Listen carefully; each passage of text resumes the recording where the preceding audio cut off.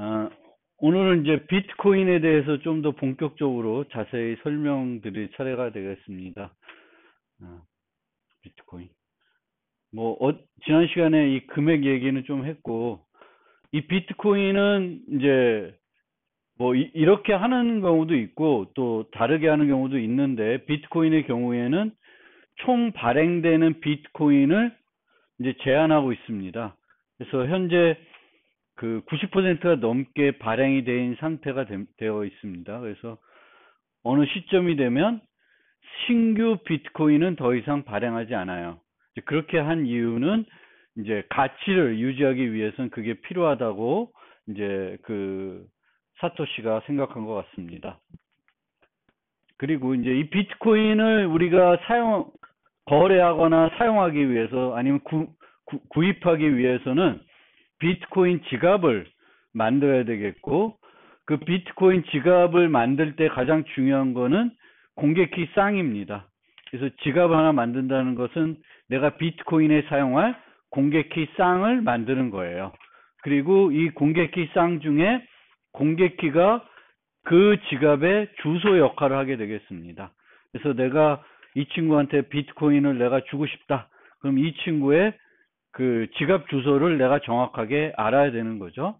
그 지갑 주소를 정확하게 알기 위해서 우리가 뭐 인증서 같은 거 사용해서 김상진의 지갑은 이거다라는 뭐 증명하는 방법은 있는 건 아니고, 우리가 내가 이 친구한테 이제 거래를 하기 위해서는 이 친구와 별도로 물어봐야 되죠. 뭐 전화 물어보든 뭐 어떻게 해서 이 주소는 이 친구 거가 맞다 라는 걸 확신해야지 그 다음에 그 지갑으로 돈을 비트코인을 이체할 수 있는 겁니다. 그 책임을 사용자한테 주고 있는 거죠. 돈 거래니까. 그런 식으로 인증선을 사용하지 않지만 이제 우리가 거래를 할 때 내 상대방이 내가 실제 생각하는 상대방인지는 내가 확인해야 되고 내 책임인 거죠. 내가 엉뚱한 데 보내면 내 손해니까. 그래서 그렇게 되어 있고요. 이 지갑은 비트코인을 운영하는 노드들의 소프트웨어는 이제 비트코인 자체적으로 만들어서 공개 소프트웨어로 제공이 됩니다. 그런데 지갑은 그렇진 않아요. 지갑은 그냥 누구든지 만들어서 사용할 수가 있고, 실제 이제 뭐 소프트웨어 회사에서 비트코인 지갑을 만들어서 판매를 하고 있습니다. 이런 USB 형태의 비트코인 지갑들도 이제 업체들이 만들어서 판매를 하고 있고, 이 지갑의 중요한 역할은 뭐겠어요? 이 지갑의 제일 중요한 역할은 개인키를 보호하는 거예요. 왜냐하면은 내가 보유한 비트코인을 사용하기 위해서는 뭐가 필요하냐면 개인키가 필요합니다. 그 개인키가 노출이 되면 이제 지갑이 없더라도 나는 그 비트코인을 사용할 수가 있는 겁니다. 왜냐하면 원장에 모든 비트코인들이 기록되어 있기 때문에 얼마만큼의 그 어떤 지갑에 얼마만큼의 금액을 보유하고 있는지는 누구든지 다 알 수 있어요. 그럼 그 지갑이 보유한 돈을 사용하기 위해서는 뭐가 필요하냐면 개인키가 필요한 거예요. 그런데 여기서 이 개인키가 없으면 지갑이 보유한 돈을 쓸 수 없습니다. 그럼 문제는 뭘까요? 이 개인키가 내가 분실했어, 잊어먹었어. 그럼 어떻게 돼? 돈이 다 날아가는 거예요. 어떻게 복구할 방법도 없습니다. 그래서 실제 그 발행된 비트코인 중에 많은 건 아니겠지만 일부는 사용할 수 없는 비트코인이 되어 있을 겁니다. 왜냐하면 거기에 대응되는 개인키가 없어져서, 뭐 하드디스크가 망가져서 엄청난 금액의 비트코인을 잊어먹었다라는 건 그냥 내 개인키를 어디다 보관하고 있는 거예요. 하드디스크에 보관하고 있는 건데, 그게 파괴되면서 개인키를 복구하지 못하니까 이제 이런 문제가 되는 겁니다. 그래서 이 개인키가 상당히 중요한 거고요. 돈과 관련되어 있으니까 잘 백업을 해야 되는 거죠. 잘 백업을 해야 되는 거고, 용어를 조금 알아두실 필요가 있는데, 핫 지갑, 콜드 지갑 이렇게 되어 있습니다. 핫 지갑은 인터넷에 꾸준히 연결되어 있는 지갑을 말하고, 콜드는 사용할 때만 연결해서 쓰는 그런 지갑을 말하겠습니다.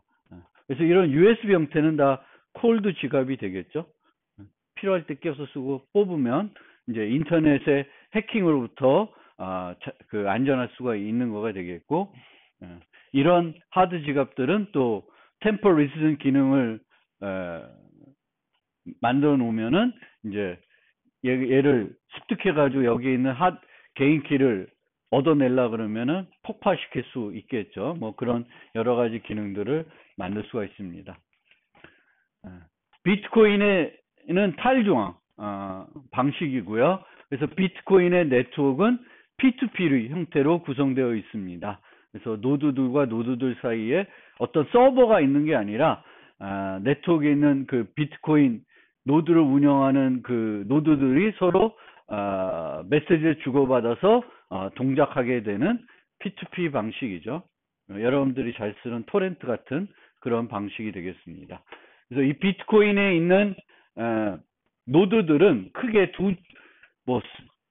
세 종류라고 볼 수도 있는데, 그냥 노드는 입장에서는 완전 노드, 부분 노드 이렇게 구분이 됩니다. 그래서 완전 노드는 그 블록체인이라는 게 이제 비트코인의 원장이 되죠. 모든 트랜잭션들을 기록하는 이제 원장이 되는데, 그 전체 원장을 모두 유지하는, 최초의 데이터부터 지금까지 데이터를 계속 유지하는 그런 노드들이 완전 노드이고요.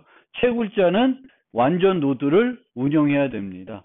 그래서 내가 완전 노드를 운영하고 싶으면은 요 사이트나 요 사이트에 가서 최신 완전 노드 그 소프트웨어를 다운받아서 내 컴퓨터에서 설치하면 되는데, 소프트웨어만 설치한다고 되는 게 아니라 지금까지 거래된 모든 그 블록 정보를 다운받아야 되는데, 그게 계속 늘어나고 있어요.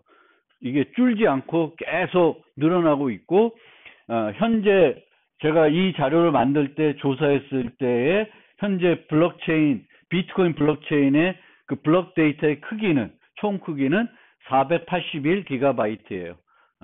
그래서 저걸 다운받는데 한 10일 뭐 걸리고 뭐 그런다는, 하여튼 얼마 걸릴지 모르겠는데 저걸 다 다운받아야 실제 완전 노드로 운영할 수 있습니다.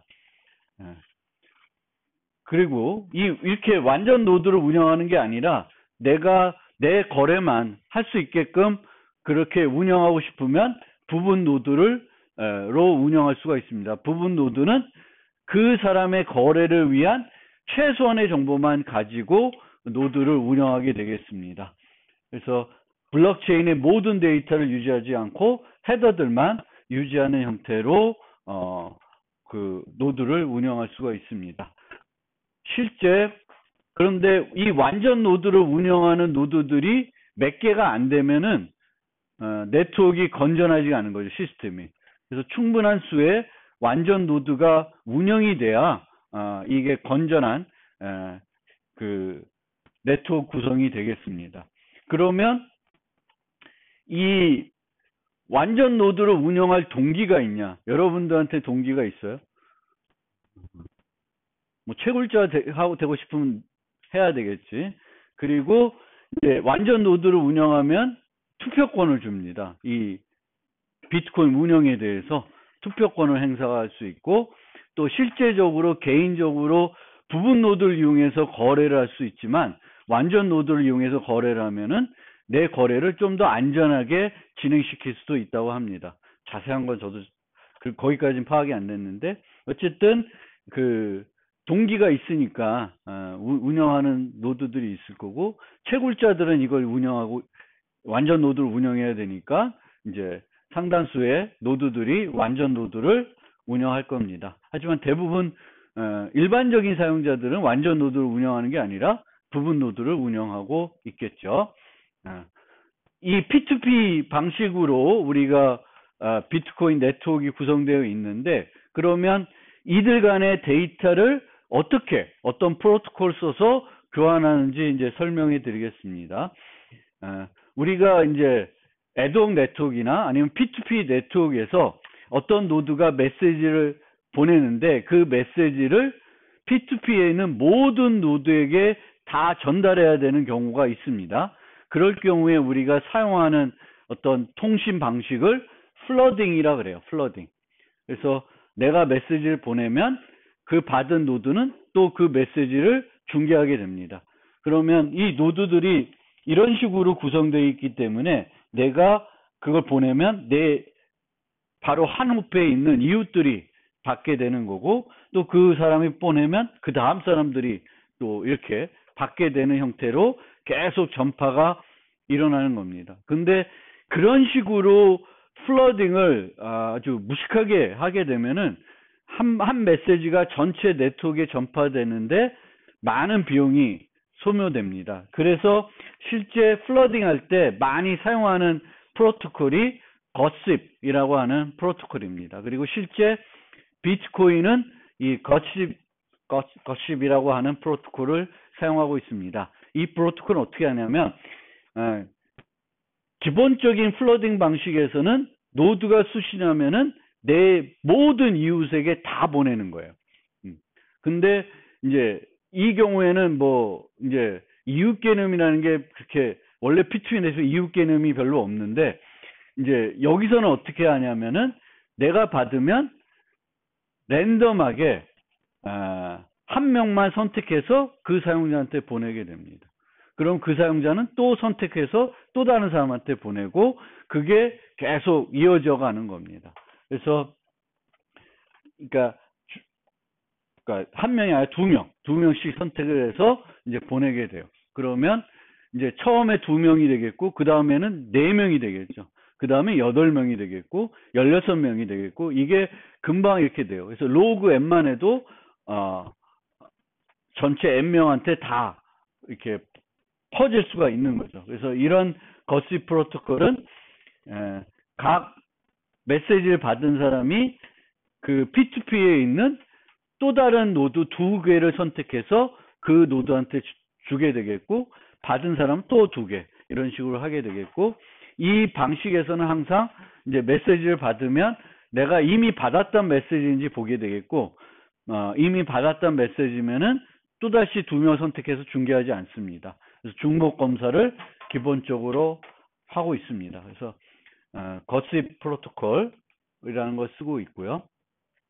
이 비트코인은 이제 실제 어떤 예전 암호화폐처럼 어떤 전자서면의 값을 다른 사람한테 줘서 거래를 하는 게 아니라, 내가 갖고 있는 어떤 돈을 다른 누구에게 이만큼 주고 싶다라는 트랜잭션을 만들어서 그 트랜잭션을 비트코인 네트워크 전체에 공개해야 되겠고, 그 공개된 그 트랜잭션을 블록체인에 저장해 가지고 유지하는 그런 형태로 암호화폐가 운영이 되게 되는데, 이 비트코인에서의 트랜잭션은 크게 입력, 출력으로 구성이 되어 있습니다. 이 형태는 제가 그 비트코인을 소개하기 위해서 한기코인을 소개했었죠. 헤더, 입력, 출력, 서명. 그것과 차이는 없다고 보시면 돼요. 그래서 비트코인의 트랜잭션도 입력, 출력으로 구성되어 있고, 입력도 다중이 될 수 있고 출력도 다중이 될 수 있습니다. 보통 출력은 대부분이 다중이에요. 왜냐하면은 내가 가지고 있는 돈을 다른 사람한테 주는데 정확하게 금액을 일치해서 주기 어려우니까 그 차액은 또 어떻게 돼요? 내가 다시 돌려받아야 되잖아요. 그러니까 내가 돈을 주면서 일부는 상대방한테, 일부는 다시 나한테 주는 것도 하게 되겠고, 그리고 입력의 총액과 출력의 총액이 같거나 출력의 총액이 더 작아야 돼요. 그래서 입력과 출력의 차이는 또 뭐가 되냐면 수수료가 돼서 그 수수료를 이제 채굴자가 이제 수입으로 사용하게 되겠습니다. 그래서 그런 형태로 이루어지게 되겠고, 사용하는 입력마다 그 전자서명을 해야 됩니다. 같은 지갑에서 그 여러 UTXO를 사용하더라도 여러 번 서명이 있어야 되겠고, 만약 내가 내가 이제 지갑을 하나 쓰는 게 아니라 여러 개 쓸 수도 있죠. 그러면 여기 거 합쳐서 누구한테 줄 수도 있고, 그러면 이 지갑의 서명을 다 포함해서 그 입력을 나중에 서명값을 구성해야 되겠습니다. 그리고 이 비트코인은 또 용어가 나올 수 있는데, 우리가 화폐에서 푸시 개념이 있고 풀 개념이 있습니다. 그래서 일반적으로 우리가 현금을 거래하는 걸 푸시 거래라 그래요. 그러니까 내가 돈을 이 사람한테 주면은 그걸로 돈이 전달된 거죠. 근데 신용카드 같은 경우에는 내가 긁으면 이제 내가 갖고 있는 돈이 그 상점에 넘어가는 게 아니라 상점은 다시 그 은행에서 요구해서 받아야 되는 거죠. 그러면 풀 방법이라 그래요. 그러니까 돈이 바로 직접 수취인한테 가는 게 아니라 수취인은 어떤 의사만 받고 그거를 다시 어디 가서 돈을 찾아와야 되는 방법이 이제 풀 방법인데, 비트코인은 뭐 풀 방법은 아니고 그냥 내가 주겠다 그러면 그 사람 그 자체가 돈이 돈이 이전된 걸로 생각하시면 되겠습니다. 그러면 이제 기본적인 그걸 설명드렸는데, 비트코인이 실제 내부적으로 어떻게 동작하는지 이제 좀 더 자세히 살펴보겠습니다.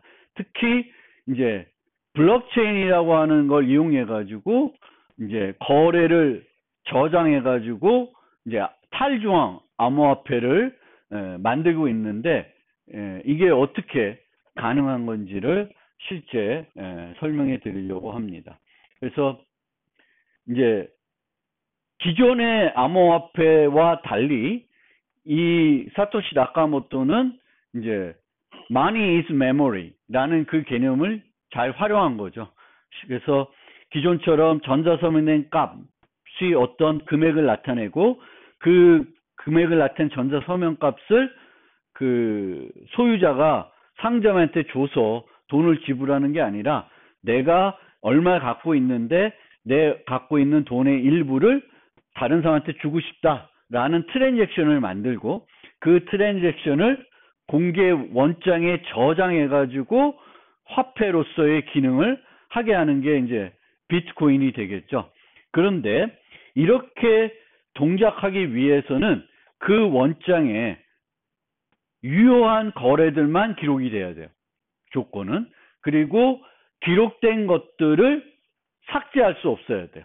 삭제할 수 없어야 되겠고, 중간에 사입할 수 없어야 되겠고, 끝에 추가만 할 수 있어야 됩니다. 그렇게 하게 된다 그러면 우리가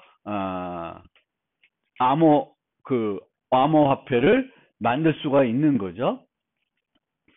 그러면 이렇게 동작을 하게 되는데, 우리가 이런 비트코인에서 그러면 해결해야 되는, 제공해야 되는 그런 문제들은 뭐냐? 해결해야 되는 문제들은, 첫째, 이제 탈중앙 암호화폐를 만들고 싶은 거예요.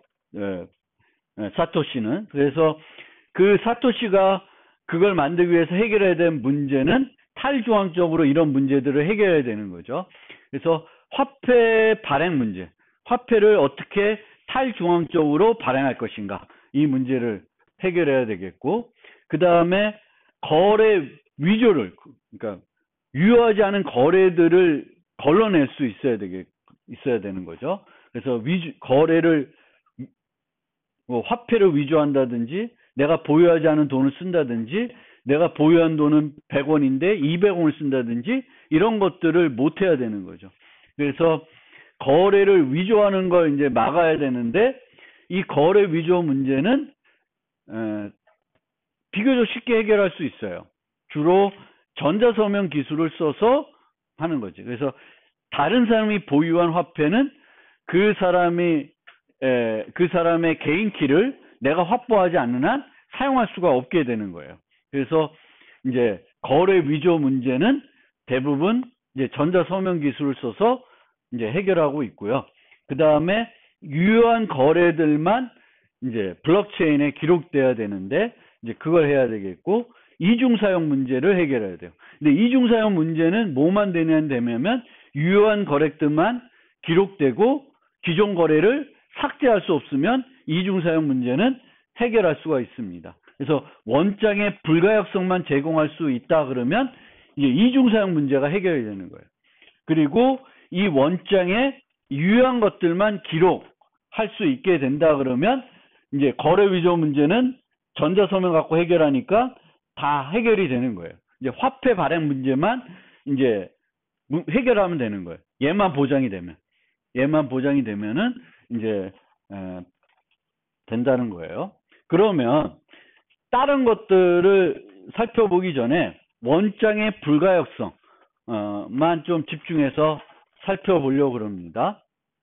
그래서 살펴보기 전에 몇 가지 용어를 조금 정리해 보면은 분산 원장이라는 이제 그 블록체인을 다른 말로 분산 원장이라 그러죠. 왜냐하면 그 비트코인에서 그 블록체인에 원래 저장됐던 저장한 데이터가 트랜잭션만 저장하고 있었어요. 그러니까 원장 개념이 되는 거고, 이 원장을 중앙집중적으로 한 사이트에만 유지하는 게 아니라 모든 완전 노드들이 유지하니까 분산 원장이라고 얘기하는 거예요. 근데 이제 나중에 블록체인을 이제 블록체인에 이제 다른 데이터를 저장하면은 원장이라고 불리기에는 조금 어색하죠. NFT를 저장한다 그러면 그 원장이라고 불리는 거는 좀 어려운. 근데 암호화폐이고 그 블록체인에 이제 트랜잭션만, 거래 정보들만 기록된다 그러면은 이제 원장이란 용어가 어색하지가 않은 거고요. 그래서 이 분산 원장은 우리가 원장에 이제 어떤 종류들이 있냐면은 이제 비트코인에 사용하는 블록체인이 있겠죠. 블록체인이 있고, 이제 블록체인만 있는 건 아니고 그 뒤로 나온 것이 하나 더 있는데 그게 DAG라는 기술이 있습니다. DAG는 우리 자료구조나 이런 알고리즘 시간에 들어봤겠죠. 그래서 방향 그래프인데 주기가 없는 방향 그래프를 우리가 DAG라고 그래요. 그래서 트랜잭션들을 DAG로 모델링한 거예요. 모델링해서 처리합니다. 그래서 이 DAG에서는 개별 트랜잭션 단위로 뭔가 그 연결해서 쓰는 거고요. 블록체인은 개별 트랜잭션 단위로 체인을 만드는 게 아니라 블록들을 연결해서 체인을 만들고, 한 블록에는 하나의 트랜잭션이 들어가는 게 아니라 여러 트랜잭션이 들어가는 거예요. 그런 측면에서 이제 다른 겁니다.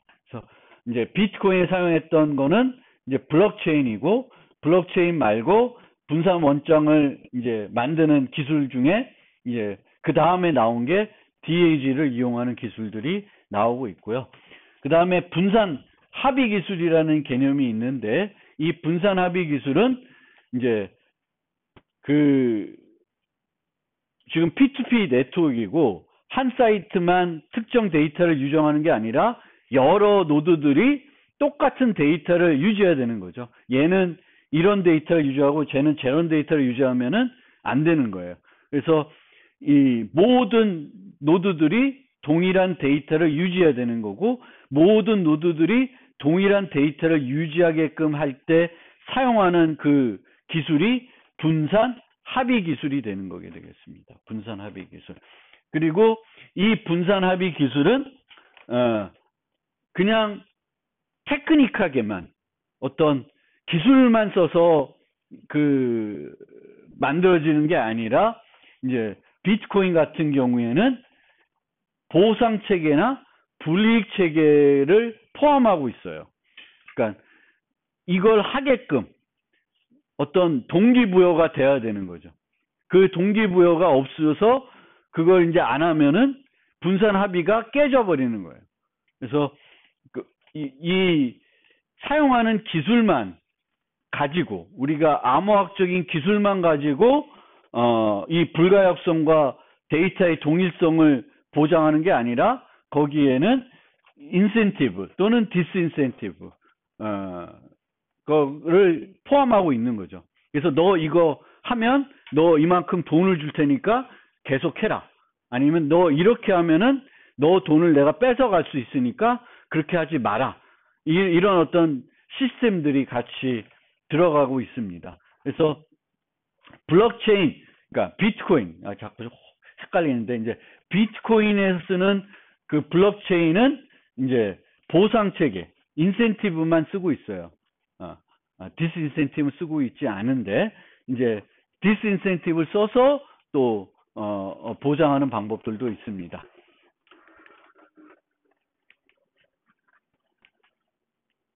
뭐가 스킵된 것 같아? 아닌가?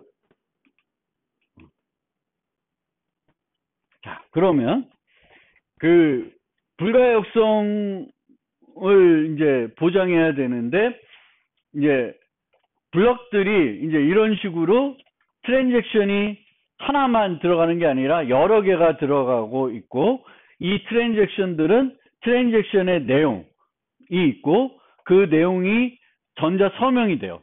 전자 서명이 돼서 기록이 됩니다. 그래서 블럭을 구성하는 건 트랜잭션 내용과 그 트랜잭션에 대한 서명값, 이렇게 구성이 되는 거고요. 저렇게 구성이 되기 때문에 만약 어떤 사람이 T4의 내용을 수정하고 싶으면 수정을 하기 위해서 뭐가 필요해? 서명이 필요한 거죠. 근데 만약 내가 이 트랜잭션의 그 입력의 주인이 아니면 이 트랜잭션을 그러니까 이 서명을 못 만드니까 수정을 할 수가 없겠죠. 그래서 개별 트랜잭션의 수정은 누구만 할 수 있어요? 지불자만 할 수 있고, 채굴자든 다른 사람들도 서명키가 없으면 못하게 됩니다. 그러면 이제 이 원장을 통해서 제공해야 되는 건 여기에 엉뚱한 애들이 안 들어가야 되는 거고, 그 다음에 저장된 것을 삭제할 수 없어야 되겠고, 또 중간에 안 들어가 있었는데 집어넣을 수가 없어야 되는 거죠.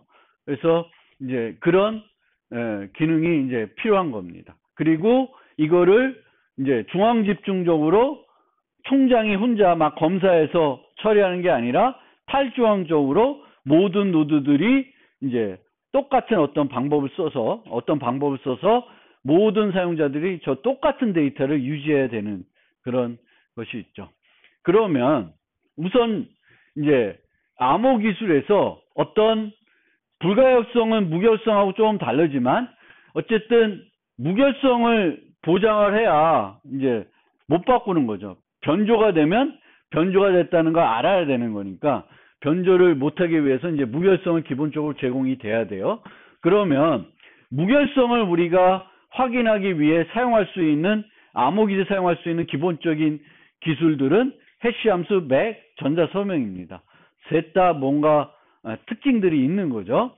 근데 뒤에 살펴보겠지만 기본적으로 분산된 데이터를 누구나 다 확인하고 뭐 이러기 위해서는 전자서명이 가장 좋은 방법이 되겠죠. 그래서 전자서명으로 저 전체를 또 누군가가 총장이 서명해서 놓으면 총장만 바꿀 수가 있는 거고 누구든지 확인할 수가 있는 거죠. 총장 외에는 삭제도 안 되고 수정도 안 되는 거예요. 근데 이제 그게 아니라 이제 탈중앙적으로 해야 되니까 그렇게는 안 되는 거죠. 물론 총장이라는 사람을 한 명이 아니라 여러 명을 두면 또 분산적으로 할 수도 있어요. 실제 그렇게 투표 방식으로 총장을 여러 명 둬서 하는 게 이제 비잔틴 방식이라고 보시면 돼요. 비잔틴 분산 합의라는 것이 있는데, 그래서 이 비잔틴 분산 합의는 여러 명의 총장을 두고 이 여러 명이 투표를 해가지고 이제 어떤 값을 합의를 보게 되겠고 그 합의된 값으로 데이터를 유지하는 거예요. 그러면 이제 그런 방법도 있는 거예요. 근데 이제 비트코인은 이제 그런 방법을 사용한 건 아닌 거죠. 그럼 실제 간단하게 그 세 가지 방법의 장단점을 살펴보면은 해시 함수는 누구나 확인을 할 수가 있죠. 누구나 확인할 수 있지만 문제는 뭐야? 누구나 쉽게 바꿀 수가 있는 거죠. 그래서 문제가 있고, 맥은 키가 필요한 거지. 키가 있어야 만들 수가 있고 키가 있어야 확인할 수가 있어요. 그래서 따라서 모든 사람이 확인해야 되면은 모든 사람이 키를 갖고 있어야 되니까 해시 함수와 별 차이가 없게 되는 거죠. 그렇죠? 일부만 주면 일부는 만들 수 있고 나머지는 만들 수 없는데 만들 수 없는 사람은 뭘 못해? 확인도 안 되는 거죠. 그래서 이제 비트코인에서는 폐쇄된 블록체인이 아니거든요. 누구든지 데이터를 확인하고 싶은 거죠. 모든 노드들은 블록체인이 유효하다는 걸 확인할 수 있어야 되는데 이제 그거 안 되는 거예요. 전자서명은 이제 그게 되지만 이제 누구든지 공개키만 있으면 확인할 수 있지만 이제 비용이 많이 들어가는 거고요. 특정 사용자한테만 권한을 줘서는 탈중앙으로 만들 수가 없는 문제가 있는 거죠. 그러면 이제 비트코인에서는 실제 어떻게 했냐? 비트코인에서는 해시 함수를 이용합니다. 해시 함수를 이용해서 블록 데이터에 대한 해시 값을 계산을 하게 되는데 이때 블록 크기를 1MB로 제한합니다. 1MB로 블록 크기를 제한해요. 근데 왜 블록 크기를 1MB로 제한하냐면 이제 이게 어떤 방식으로 동작을 하냐면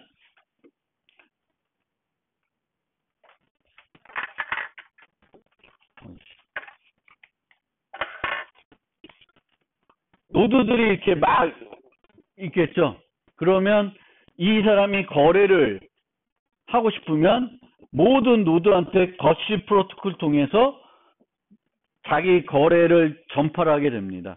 그러면 일정 시점이 되면은 여기에 아직 블록체인에 등록되지 않은 그 거래들이 있겠죠.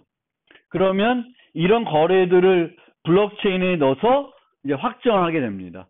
그래서 얘가 만약 채굴자면 나중에 설명드리겠지만 채굴자면 이제 지금까지 아직까지 블록체인에 들어가 있지 않은 유효한 트랜잭션들만 모으는데 다 모을 수는 없고 1메가가 넘지 않게 모으는 거예요. 모은 다음에 얘를 블록체인으로 만들고 이 블록체인을 다시 또 전체 네트워크에 보내야 돼요. 그러면 이제 또 그 노드들은 이 데이터를 유지하게 되겠죠. 그래서 이 블록을 누군가는 만들게 되는데 그 만든 사람은 그 블록을 다시 전체 네트워크에 보내야 됩니다. 근데 전체 네트워크에 다시 그거를 퍼뜨리기 위해서는 메시지 크기가 너무 크면은 퍼뜨리는데 너무 시간이 많이 걸리는 거예요. 그래서 빠르게 그 네트워크로 그 블록을 전파해야 되는데 그걸 전파하는 그 크기를 너무 크게 만들 수가 없었던 거예요. 그래서 이제 사토시는 1메가로 제한을 하고 있습니다. 그런데 1메가로 제한하면은 한 블록을 통해서 처리할 수 있는 트랜잭션의 수는 제한이 되는 거죠. 그래서 이게 이제 비트코인이 갖고 있는 첫 번째 여러분들이 만나기에는 단점입니다. 한 번에 처리할 수 있는 거래가 제한적이다. 제한적인 거예요. 그래서 비트코인이 갖고 있는 문제. 거래 처리 용량이 제한적이다. 뭐 1초에 뭐 6, 7개 그 정도밖에 못 한다는 거죠. 보통 신용카드는 1초에 얼마나 많은 그 거래들을 다 처리할 수가 있는데 비트코인은 이제 그게 안 되는 거죠. 그래서 비트코인이 갖고 있는 이제 첫 번째 문제는 이제 초당 처리할 수 있는 거래량이 매우 제한적인 거죠.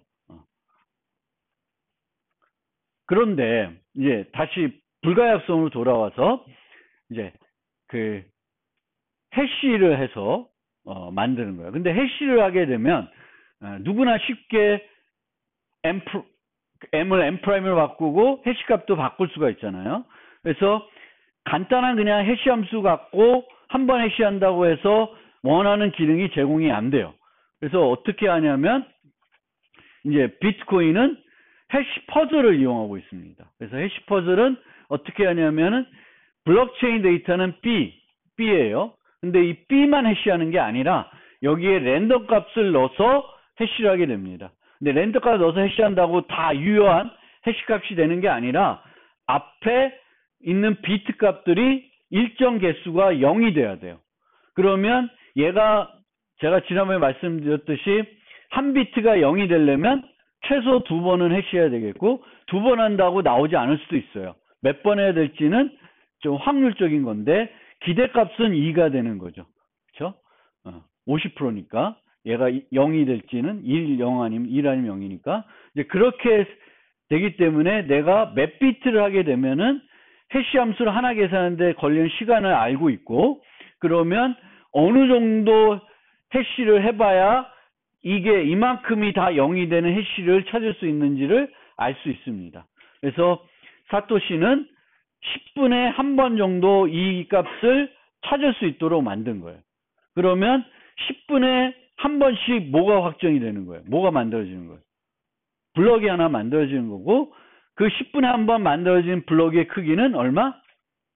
1MB가 되는 거예요. 그래서 처리 용량이 제한적이가 되는 겁니다. 그리고 이 해시 퍼즐은 얼마든지 조절할 수가 있어요. 내가 너무 오래 걸린다 그러면 영의 개수를 좀 줄이면 되겠고 너무 빨리 해결한다 그러면 영의 개수를 늘리면 돼요. 그래서 2주마다 계속 살펴보면서 얼마나 빨리 그 편차를 보고 0을 늘리고 줄이고 합니다. 그래서 이 영의 개수를 하는 거고 실제 이제 이렇게 되어 있습니다. 그래서 난이도를 조정할 수가 있어요. 그러면 10분에 한 번씩 이 값을 찾도록 하면은 불가역성이 다 보장이 되냐? 여전히 아니죠. 왜냐하면 10분만 노력하면은 뭔가 찾을 수 있는 거죠. 바꿀 수 있는 거죠. 이 B를 B'으로 바꿔서 할 수가 있는 겁니다. 그 전에 이제 얘를 해시 퍼즐을 한 사람만 해결하는 게 아니라 여러 사람이 해결하죠. 그러면 여러 사람이 그거를 해결하는데 걸리는 시간은 비슷하게 다 10분일 거예요. 근데 다 똑같지 않아. 왜 똑같지 않을까? 왜 똑같지 않을까요?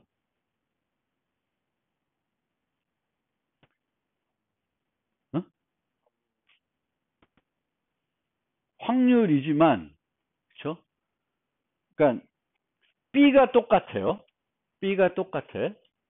A가 사용하는 B, B가 사용하는 B, B니까 이상한데 하여튼 B가 같아요. 그리고 똑같이 이 랜덤 값은 0000부터 시작을 해요. 그러면 그리고 A와 B는 똑같은 기기를 이용해서 해시값을 계산한다 그래요. 그러면 똑같은 시간에 계산하겠죠. 똑같은 시간에. 그런데 실제 보면은 똑같은 시간에 계산이 안 되고 막 편차가 나게 되는 거예요. 그 편차가 나는 이유는 뭘까? 어디서 나올까? 0의 개수가 아니라 0의 개수는 정해져 있죠. 정해져 있죠. 그래서 이건 규칙으로 정해져 있기 때문에 A가 해결하면 B도 해결한 거가 되는 거예요. 똑같은 값이 나오면. 근데 여기서 우리가 생각해야 될 게 모든 애들이 똑같은 B를 갖고 문제를 풀지 않아요. 똑같은 B를 갖고 문제를 해결하지 않기 때문에 이제 달라지는 거예요. 이 B는 이것들 중에 선택을 하게 되는데 뭘 선택할지, 몇 개를 선택할지는 이 계산한 사람의 마음이에요. 그래서 만약에 항상 모든 애들이 물론 아까 얘기한 가정에서 틀린 게 있죠. 모든 애들이 똑같은 컴퓨터 기기를 쓴다는 것도 잘못된 가정이고 능력 있는 애들은 고가의 장비를 쓸 거고 능력이 없는 애들은 저가의 장비를 쓸 거예요. 또 그런 문제들 때문에 이제 실제 사용하는 알고리즘도 이 00부터 시작하는 애들이 있고 랜덤하게 시작하는 애들도 있고 별의별 애들이 다 있을 거예요. 그렇기 때문에 이제 먼저 해결한 애들이 달라지는 그런 차이가 있습니다. 어쨌든 이제 그거는 좀 이따 한 번 더 책을 가서 다시 설명드리고 이제 10분에 한 번씩 되는 거예요. 그럼 누구든지 또 10분 하면은 이걸 할 수 있는 거죠. 뭐 실제 해볼 수 있는 거고. 그래서 10분이면 누구나 다 할 수가 있어요. 그리고 여기서 또 하나 이제 아까 해결해야 될 문제 중에 하나가 화폐 발행 문제였죠. 화폐 발행 문제인데 그 화폐 발행 문제를 여기서 어떻게 하냐면은 요 B에 뭘 넣냐면 코인 베이스 트랜잭션이라는 걸 넣어요. 그래서 그 코인 베이스 트랜잭션은 뭐냐면은 규칙으로 정해져 있어요. 요 해시퍼즈를 해결한 사람한테는 보상 채굴로 맵 BTC를 준다라는 거예요. 근데 맵 BTC를 어떻게 주냐면은 이 B에 코인 베이스 트랜잭션을 넣는 거고 그 코인 베이스 트랜잭션은 뭐냐면은 신규 코인을 그 채굴자 이 해시퍼즈 해결한 사람한테 주는 형태의 코인 베이스 트랜잭션을 추가하는 거예요. 이 코인 베이스 트랜잭션에는 그 채굴자가 신규 코인도 받겠지만 추가적으로 또 뭘 받아야 돼? 트랜잭션마다 뭐가 있냐면 수수료가 있어요. 그 수수료의 합을 계산해서 또 나한테 지급하는 트랜잭션을 같이 만들어서 넣게 됩니다. 그래서 내가 성공을 해가지고 내 블록체인이 확정이 되면 그 채굴자는 뭘 가지게 돼요? 신규 코인과 수수료를 가지게 되는 거죠. 자기한테 지급되는 게 이 트랜잭션이 유효하게 되는 거니까 그런 식으로 하는 거예요. 그러니까 채굴의 동의는 여기에 있는 거죠. 이걸 누군가는 채굴해가지고 해시퍼즈를 해결해주지 않으면은 블록체인은 중단되는 거죠. 블록체인이 계속 채굴이 돼야 되는데 그 채굴의 동의는 코인 베이스 트랜잭션, 즉 신규 코인과 수수료에 있다는 거예요. 그런데 신규 코인은 계속 지급되는 게 아니라 처음에는 50, 25, 12.5, 6.25까지 내려왔고 내년 되면 3. 얼마로 내려가요. 그 다음에는 이제 더 내려가서 계속 나중간은 없어져요. 이제 더 이상 신규 코인을 이 채굴한다고 주지 않아. 그러면 채굴 동의는 뭐만 남아? 수수료만 남죠. 그럼 수수료를 받기 위해서 계속 채굴할까? 이제 그게 딜레마예요. 만약에 수수료를만 가지고는 이제 만족 못해서 채굴을 막 이제 업체들이 중단을 해요. 그럼 비트코인 어떻게 될까? 휴지조각 되겠죠. 뭐. 동작 안 하니까. 그러니까 그게 이제 다음에 지켜봐야 될 그 시점이라고 보여집니다. 과연 이제 신규 코인이 발행이 안 돼가지고 지금도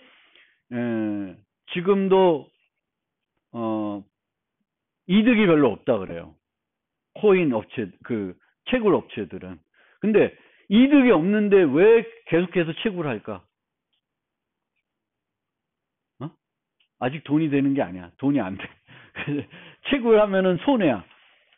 근데 계속 채굴을 해. 왜? 가격을 유지해야 돼요.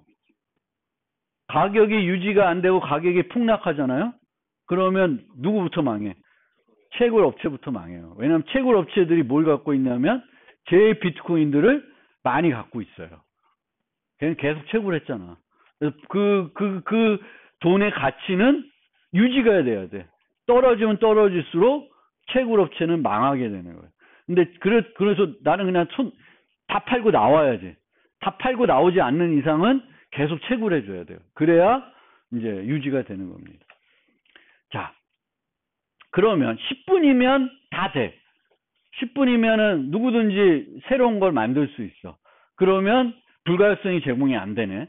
그래서 이제 어떻게 하냐? 블럭들을 뭘 했어요? 체인으로 연결을 했어요. 체인으로 연결하면은 이제는 얘를 바꾸면 얘가 어떻게 돼? 또 바꿔야 되지. 얘가 바뀌어야 돼요. 그러니까 중간에 있는 걸 바꾸려면 요 하나는 10분에 바꿀 수 있어요. 근데 얘를 바꾼다고 얘가 유효한 블록체인이 안 돼요. 왜냐하면 다 바꿔줘야 되는 거지. 그러면 얘를 바꾸면 10분 걸려. 그 다음에 바꾸면 또 10분 걸려. 그러면 어떻게 되냐면은 여기서 중요한 거는 모든 애들을 이제 체인으로 엮었어요. 체인으로 엮었고 그 다음에 제일 중요한 게 중단 없이 계속 생성돼야 되는 성질을 갖고 있어야 돼요. 만약에 이제 중단이 됐다. 더 이상 채굴을 안 한다. 그러면 시간만 주어지면은 얘보다 더 긴 트랜잭션을 만들 수가 있겠죠. 그래서 여기서는 어떤 원칙을 사용하냐면 가장 긴 체인을 우선한다는 원칙을 세워요. 그러니까 내가 현재보다 더 긴 체인을 만들 수 있으면 기존 체인은 어떻게 돼? 무효화돼요. 얘가 되는 거예요. 이렇게 되면은 기존 거를 데이터를 바꿔가지고 내가 원하는 형태로 체인을 만들 수가 있죠. 그런데 나는 하려 그러면 얘를 바꿔서 10분 걸리고 내가 뭐 다른 애들도 딴 사람처럼 더 빨리 할 수가 없어요. 물론 내가 엄청나게 다른 사람보다 어마어마하게 빠른 기기를 갖고 있으면 당연히 10분 이상보다 더 짧게 할 수 있죠. 그래도 그걸 해서 따라가서 쫓아갈 수 있는데 그게 쫓아가기가 힘들다는 거예요. 왜? 얘는 계속 늘어나고 있을 테니까. 계속 가고 있으니까 내가 수정을 해가지고 따라가가지고 현재보다 더 긴 체인을 만드는 건 힘들다는 거예요.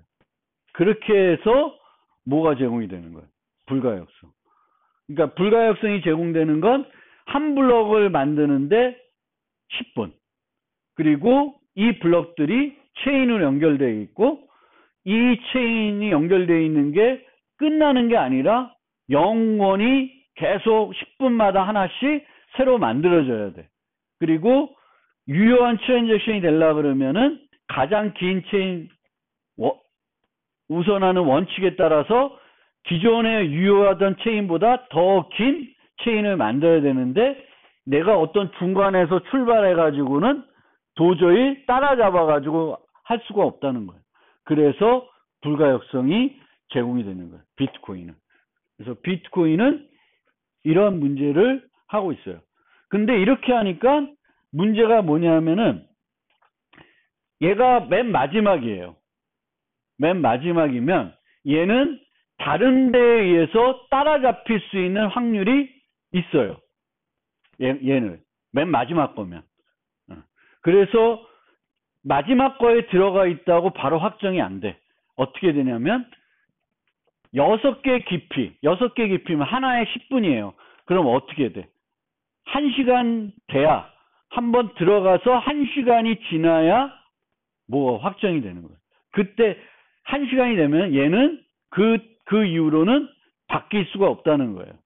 걔보다는 더 긴 체인을 만들기는 힘들다는 거예요. 근데 바로 끝에 있는 애는 언제든지 얘는 무효화될 수가 있어요. 현재는 유효하더라도. 그래서 깊이가 6개. 그래서 이것 때문에 같이 계속 맞물리는 거죠. 확정 속도 느리다는 게 단점. 그리고 한 번에 확정돼봤자 확정될 수 있는 트랜잭션 수는 몇 개가 안 되는 거예요. 그게 이제 비트코인이 갖고 있는 문제점이고, 이렇게 하기 때문에 이제 채굴을 이런 방식으로 하기 때문에 갖고 있는 여러 가지 문제점도 있습니다. 그거에 대해서는 이제 내일 설명을 좀 더 드리겠습니다.